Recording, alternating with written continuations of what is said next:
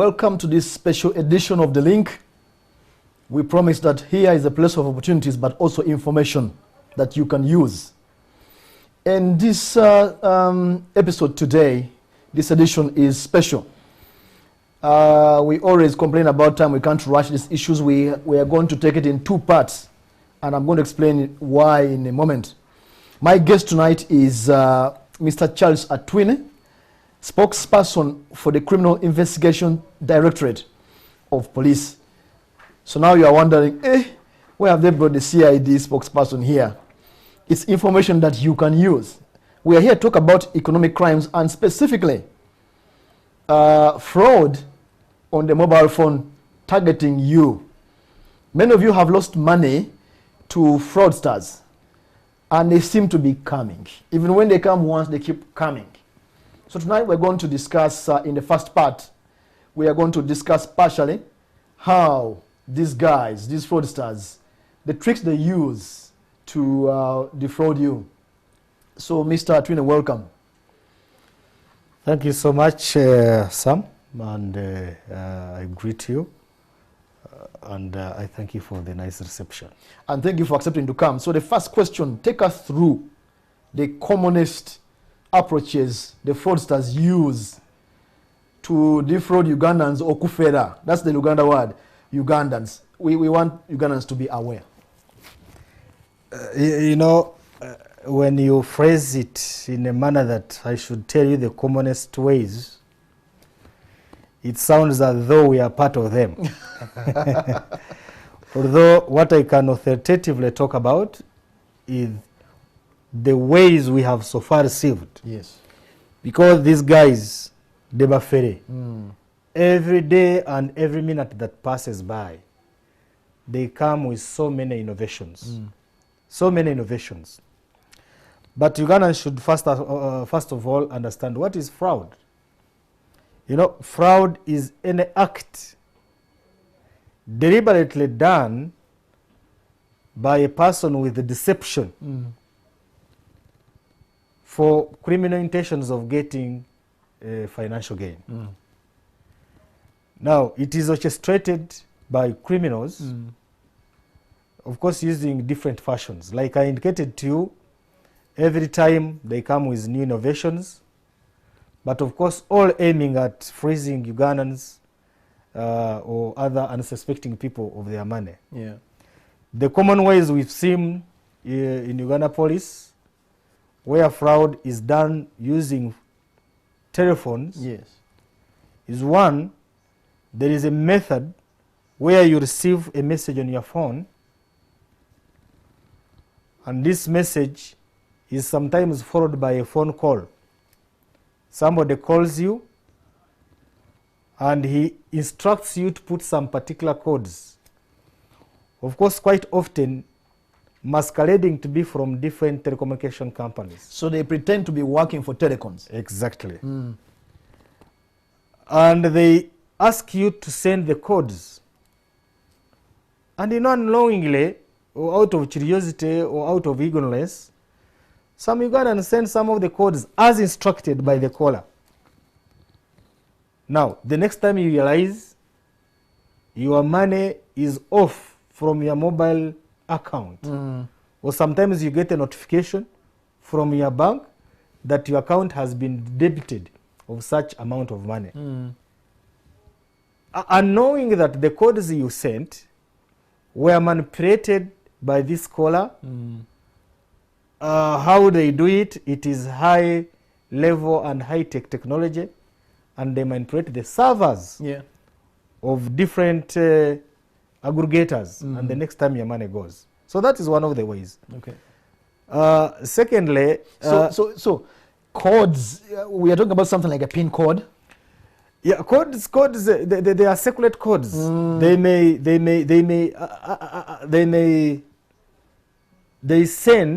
send some codes which they want you to enter. Yes. In the phone. Sometimes they are figures. Sometimes they are letters. Sometimes they are these kind of sort of like designed letters, and you put. So they send you something and they say input in your phone. Okay. Now, when you are inputting, you are enabling them to do something else, probably from the server. You know, Ugandans, I want to be frank that from the experience we've had dealing with these criminals, is that some of them are highly trained IT experts. Yeah. But also, most importantly, is that some of these guys have been employed by some of these telecommunication companies So before. they know. They have all the access, or they had access to their system. And during the time they were working in the system, they might have put some, you know, some modifications unaware of the company. Yeah. Unfortunately, when they leave, the company does not do system overhaul. So there they take an advantage and manipulate the system, and they create a network of so many fraudsters. Of course, some are also associated with the system vendor, the people who install the system. They leave some proxies here, and these proxies manipulate the system.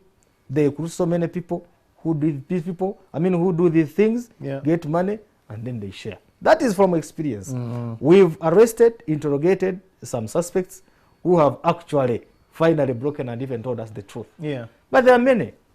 Now, another form of fraud that we conspicuously see is also associated with some negligence of the Yeah. victims. Yeah. Somebody rings you and he tells you, I have got your gift. I'm at the airport.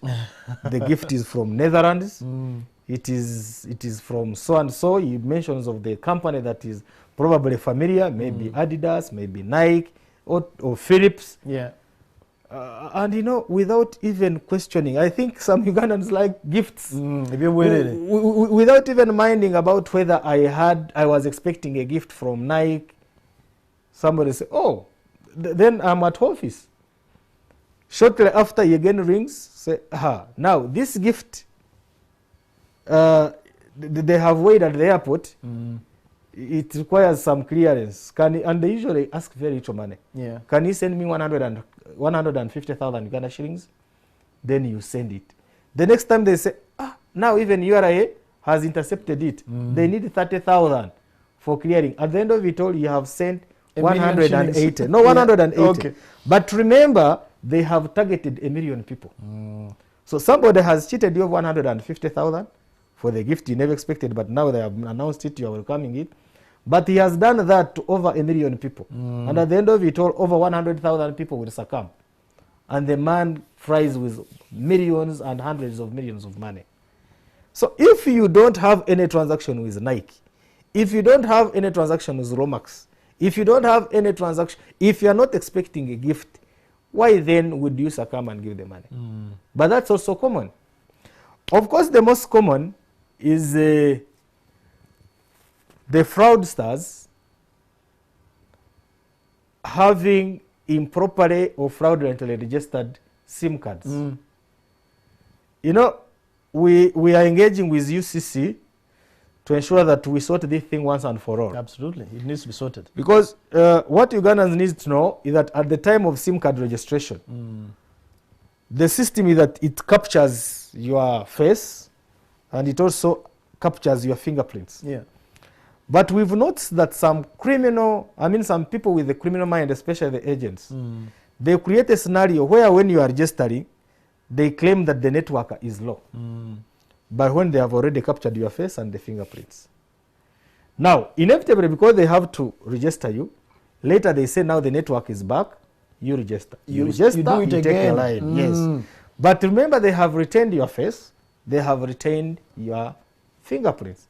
Now, when you go, they make another line and sell it. Use those your biometrics to. Yes.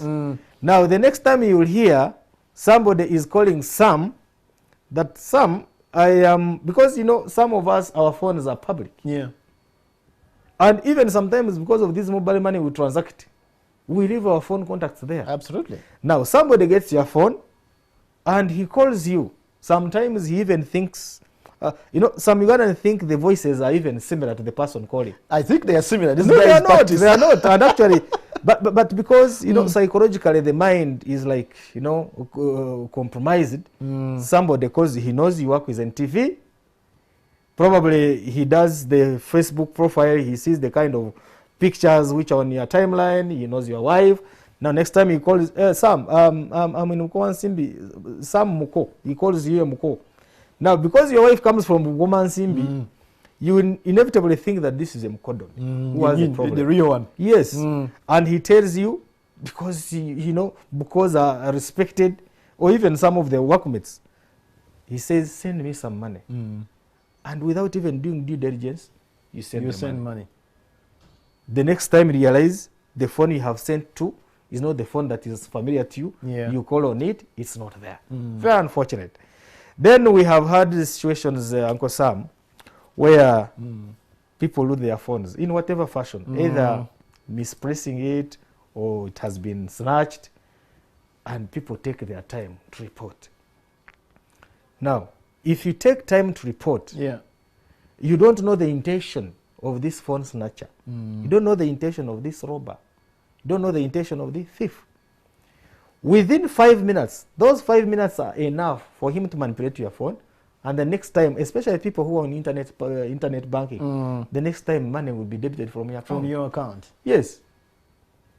So the moment the phone is stolen, 2-3 minutes, the man has manipulated.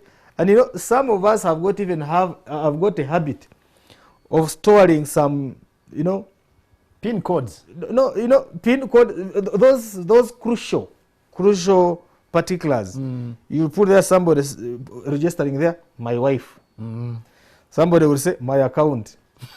Somebody will say, my password, because he doesn't want to forget them. Now, the moment somebody accesses that phone, he searches so quickly, and he'll say, my wife. Then he may call your wife.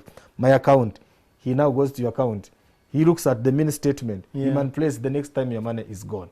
Those are very, very many common ways.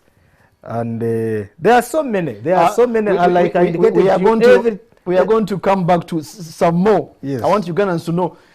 Viewers, this segment is 12 minutes. And we promise it's going to have 2 parts. And I always promise I'm going to bring them back. I'm not going to bring him back. I have him. So we are going to be forced to stop here for this week on the link discussing economic crimes and how fraudsters target you on your phone. But catch us next week. We are going to continue with Mr. Twine giving us the other tricks they use and also some things we can do to protect ourselves. That was the link. Thank you for joining us tonight.